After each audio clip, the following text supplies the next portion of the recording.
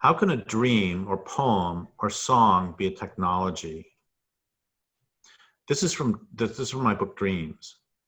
There are other ways to know the world and to know ourselves. There are other ways to be in relationship with each other and with the world. There are other ways to progress. There are other forms of technology, songs, poems, stories, dreams, way to hear or see or know where the caribou are, ways to interact with swaying lights, ways to interact with other sides and those who live there. There are other ways to gain wisdom. There are other ways to live in place. These ways are and must be, first and foremost, based upon accepting and respecting the land and others for who they are. So the question is, how can a dream, I mentioned dreams and poems, songs, being technologies, and how can that be? Well, let's look at a couple things. First, let's look at the definition of the word technology. And one definition is the application of scientific knowledge for practical purposes, especially in industry. And or the branch of knowledge dealing with engineering or applied sciences. And both of those definitions make it pretty clear that songs, poems, dreams, etc. can't be technologies. But it gets interesting if we look at the etymology of the word. And the etymology comes from the Greek techne, art or craft, and logia. And so then later it is that technologia means systematic treatment. And that is where, for me, it starts to get kind of interesting, because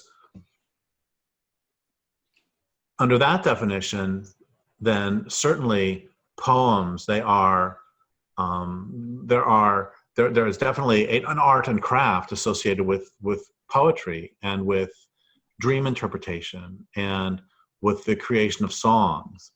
And so for me, it's very interesting to look at how the word has changed as this culture has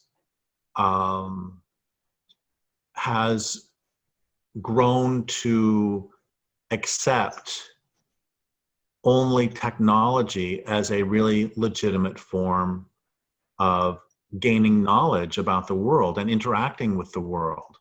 And the reason this all came up in the first place is because years and years ago, a friend taught me a salmon welcoming song from some of the Indian nations of the Pacific Northwest, or one of the Indian nations of the Pacific Northwest. And I started to think about that, and why do we only accept automobiles as technologies and not songs as technologies? That different songs will accomplish different things in the real world. That there's part of the problem is that science and technology have really gained a stranglehold over what is considered ways to knowledge in this culture. And that is certainly, science and technology are one way, and are together form one way to perceive the world and to gain knowledge about what is in the world. And one of the things that I may have mentioned before in one of these videos, or I may not have, is that Richard Dawkins has this great line about how science bases its claims to truth on its spectacular ability to make matter and energy jump through hoops on command and to predict what will happen and when. That's either a direct quote or very close to a direct quote. Science bases its claims to truth on its spectacular ability to make matter and energy jump through hoops on command and to determine and to predict what will happen and when. And that is certainly true, that there's a light on inside here, and when I flip the switch, the light went on. So that validates that the engineers who put together the electrical grid and the engineers who put the electrical system in this house knew what they were doing, and they were able to make matter and energy jump through on command and to make light come out of the bulb. And that's very true. but that's based on one specific way of knowing the world. And there are other ways of knowing the world too. And to think about this, let's think about what would happen if you and I were in the same room and I had a gun and you did not, and I also had a hoop. And I put the gun on you and I said, on the count of 3, you're going to jump through this hoop. And if you don't, I'm going to shoot you. And so on the count of 3, you do jump through the hoop. So what do you know? I'm a genius because I was able to make matter and energy jump through hoops on command, and I was able to predict what would happen and when. But don't you think that if we have that particular exchange, a nice word exchange there, that this would foreclose any possibility of us being friends? So the point is that epistemology is how we know something is true. That's what epistemology means, is how do we know that this or that thing is actually true? And so what has happened here is that our very epistemology is based on control and domination, on making matter and energy jump throughs on command. But there are other ways to be in the world that are not based on making matter and energy jump throughs on command, but instead based on entering into relationships with these others. And don't you think it might be a little bit different way to perceive and experience the world, to have salmon welcoming songs, that when the salmon come up, you sing them songs and they respond to those songs? And you know, in the thing I quoted at the very beginning, I mentioned caribou. And one of the reasons I mentioned caribou is because I was talking to my friend Jeanette Armstrong many, many years ago. She's an Okanagan Indian writer and activist. And she had spent a little bit of time with this Indian nation, or this indigenous nation in far northern Russia. And they were telling her a story of how the caribou were not showing up. And they weren't showing up and they weren't showing up, and the people were getting hungry. And then at some point, one of the people in the group, in the nation, said to all the others, so the caribou are 2 valleys over. And she asked, and they went to hunt them, and they were 2 valleys over. And she asked this person, how did you know they were there? And he said, how do you know where your hand is? So the point is that they are all connected, and he was able to pick up on that. That's another way to know and be in the universe. And I have stopped talking about technological progress because I don't think that in this culture, technological progress is really progress. Progress is considered a good thing. You're moving toward a goal. Instead, I call it technological escalation, because what technology is in this culture is, by definition, modern definition, it is the increasing of one's ability to control at a distance. And that's not, from the perspective of trees, I don't think the invention of the chainsaw is a good thing. From the perspective of fish, I don't think the invention of all the fish finders and plastic nets are good things. What they are is an escalation of this culture's ability to control at a distance.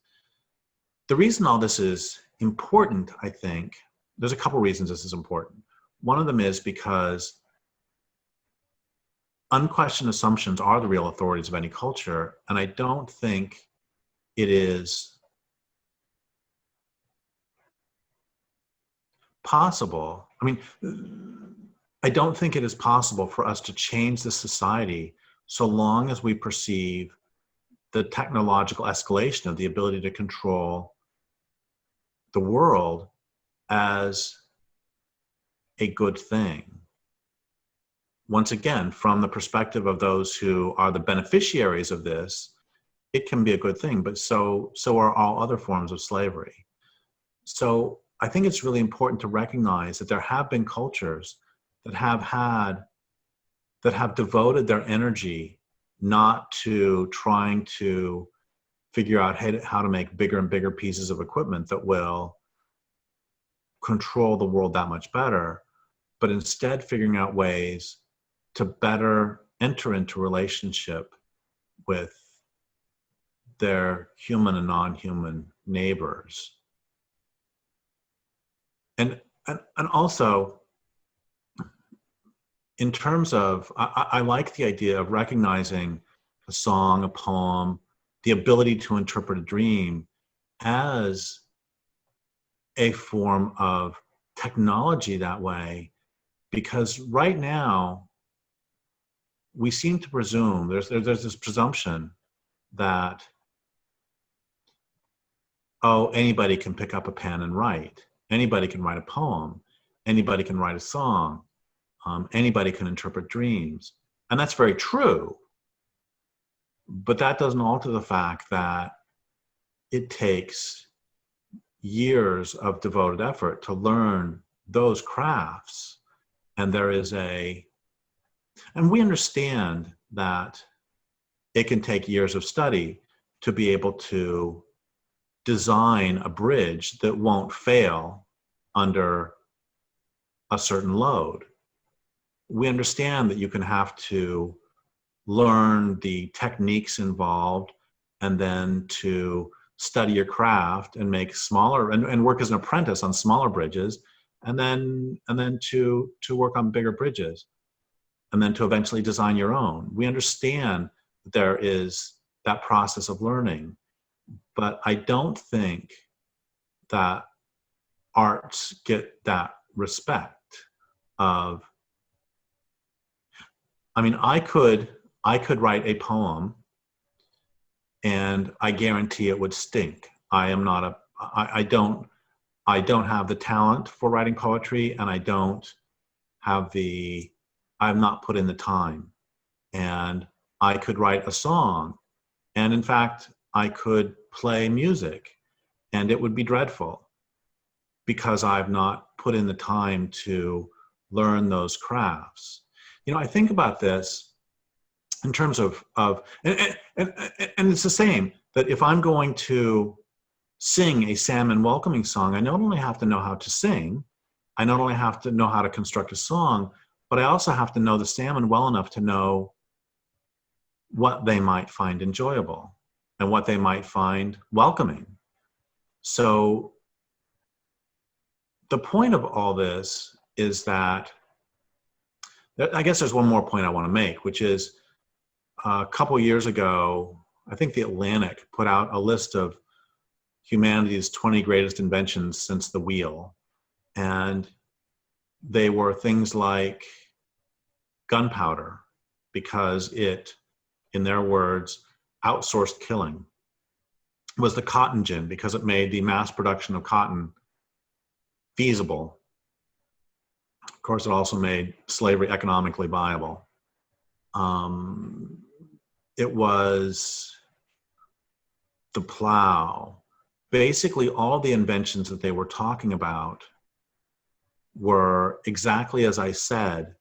They were increasing the ability to control at a distance. And they were the greatest achievements. And if those are what your culture considers the greatest achievements, your culture is going to do exactly what this culture is doing, which is to control, read, destroy the world. So I would like for us to rethink how we know what is true, and to rethink what we perceive as real progress, and rethink how we interact with the world. And what I would like to see as our definition of progress is the most advanced society would be the one that leaves the physical world in a better state than when they arrived. And that's a completely different perspective on the world.